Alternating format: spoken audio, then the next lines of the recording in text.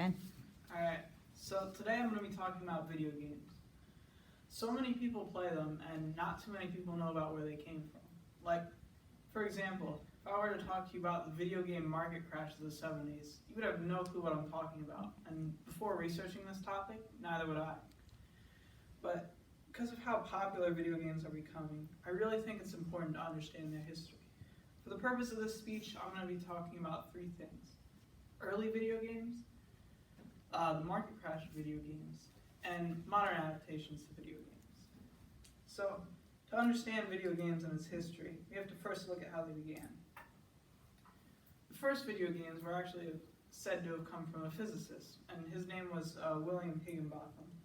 According to Ernie Tredkoff, a publisher for the American Physical Society, he worked for the Brookhaven National Laboratory, and in 1952 created the first video game, which was a table tennis game in which you would hit a tennis ball at a precise angle and time to hit it towards the other player.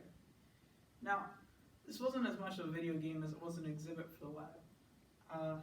The first launch of a real game, as stated by Chad Hazinski, a student at Claremont McKenna College, came when Ralph Baer created a very similar ping pong game in 1972, nearly 2 decades later. This game, known as Pong, would soon be bought by Nolan Bushnell, the founder of the Atari, for nearly $700,000 due to its early success. Pong was a game that would include one line on each side of the screen, and players would use the line to hit a ball back and forth. Pong had quickly and massively grown success and soon became a common household game, along with the Atari, which had become one of the first major gaming consoles. Pong's success, however, came with a cost. Because of how popular it was, video games faced its first major problem as Pong soon became the only game being produced. According to Mirko Ernkovic, a member of the International Economic History Congress, during the 1970s, the video game market had become so saturated and focused only on the popular game Pong.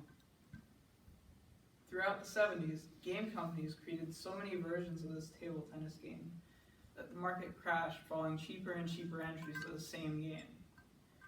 This continued on until Space Invaders launched in 1978, which rejuvenated the industry with a new concept. In this game, you would control a simple spaceship that would shoot down alien spaceships as they slowly moved towards you. Now that there's been a look at some of the earlier history of video games, let's take a look at some more modern adaptations. According to Carl Thieren from the University of Montreal, video games today use multiple mechanics to entertain their players.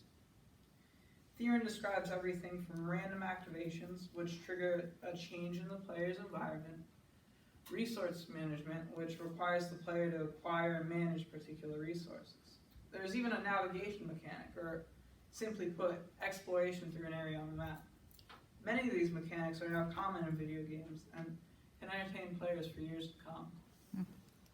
Not only this, but according to the National Museum of Play, video games have also become more accessible through phones and portable consoles such as the Nintendo Switch. With innovations like these becoming more common, people are able to play video games wherever they go. Now, it's obvious video games have come a long way, and game designers are still finding new ways to create games every day. And to think this all started from a simple lab exhibit. So, for a quick recap, video games have grown from simple electronic table tennis games, such as Pong, into more portable, complex games filled with unique mechanics that can entertain players for hours at a time. Now, it's obvious that video games have grown tremendously, but one topic that has recently received controversy involves negative health effects video games may have. But that's a topic for another day. Thank you.